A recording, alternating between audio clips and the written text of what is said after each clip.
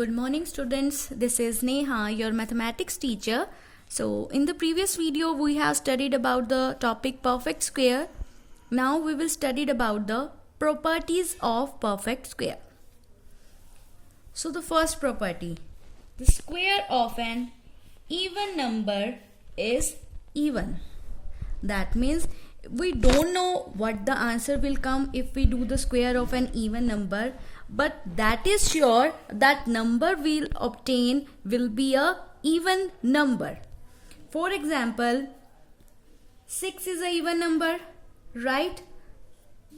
I don't know what is the answer, but by this property I can say that the square of the even number 6 will be a even number. And we know that the square of 6 is 36, which is an even number. Let us look at one more example. 14 is an even number, right? Now what will be the square of 14? I don't know what will be the square of 14, but I can say that whatever number we will get after doing the square of 14, that number for sure will be an even number by this property.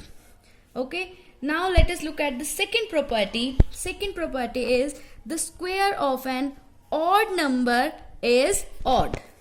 First and second properties are similar. You can say that square of an even number is even and the square of an odd number is odd. Let us look at the odd number. 9. 9 is an odd number, right? Now square of a 9. I don't know what will be the square of a 9, but I can say that the number will obtain will be a odd number by this property. Let us look at one more odd number. 13. 13 is a odd number.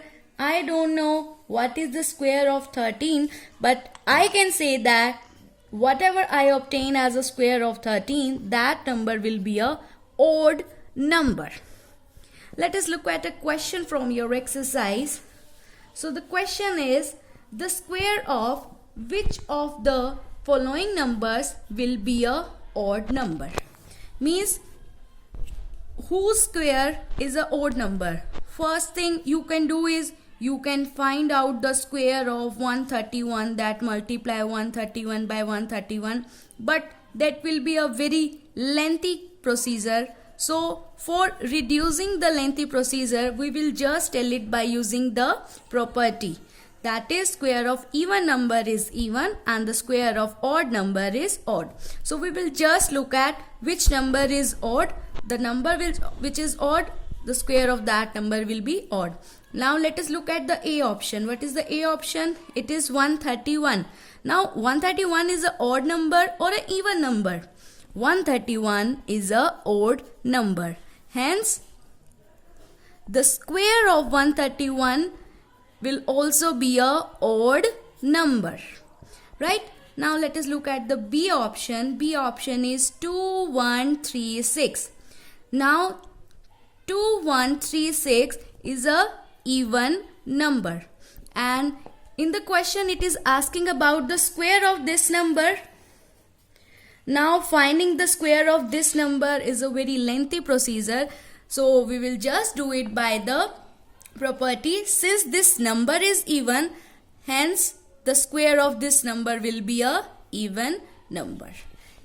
Now take the C part. C part, that is 104. Now 104 is an even number or an odd number? Check it. Yes, now 104 is a even number. If 104 is an even number, so square of 104 will also be a even number. So with the help of these properties, we can easily tell whether the square is odd or even. Right? So in the question it is asked which of the following numbers, the square of which of the following numbers will be odd. So the answer is A. That is, square of 131 will be a odd number. Now let us look at the third property. So the third property is unit digits of the square of natural number is the square of unit digits of the given number. Let me explain it with the help of example. For example, it is asked that find out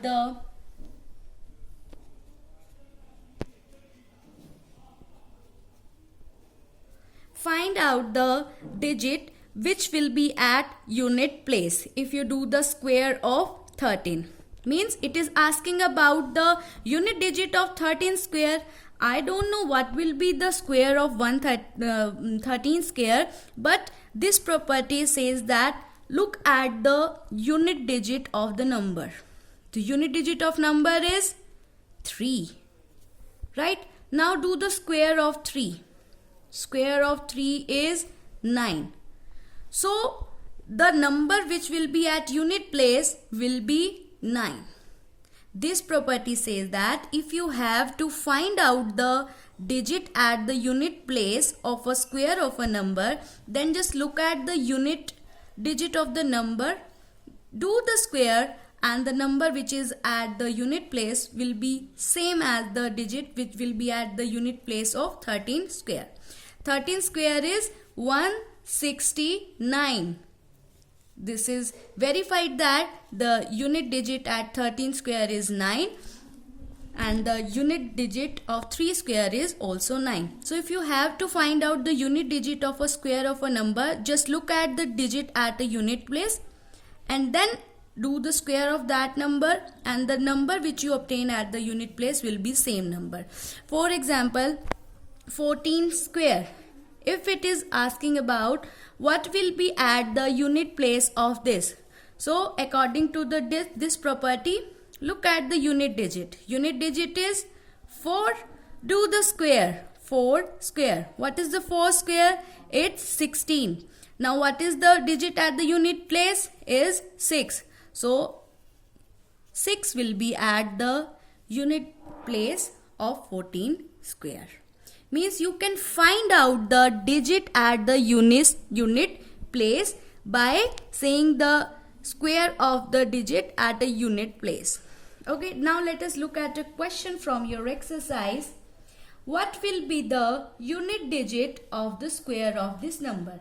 Means in this question it is asking about if you do the square of 62, what will be present at the unit place?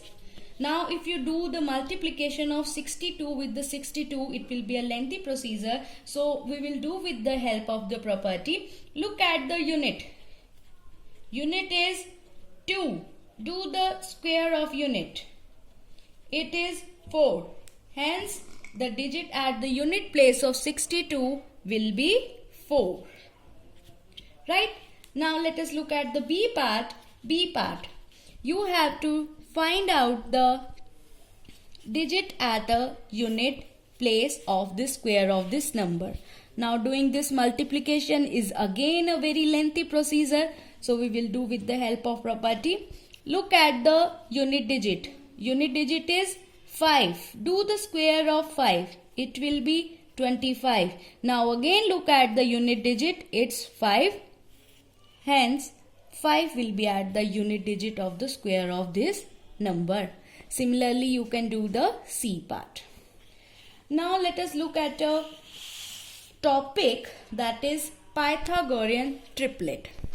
What is Pythagorean triplet? If three natural numbers A, B, C satisfy this condition, then the natural numbers A, B, C are known as the Pythagorean triplet. So triplet means 3. So 3 numbers are said to form the Pythagorean triplet if they satisfy this condition. Let us look at the 3 numbers 3, 4 and 5. Does 3, 4 and 5 satisfy this condition? Yes, because 3 square plus 4 square is equals to 5 square. Hence 3, 4, 5 will form a Pythagorean triplet. So this is all for the today. Try to do the exercise 3.2. Thank you very much.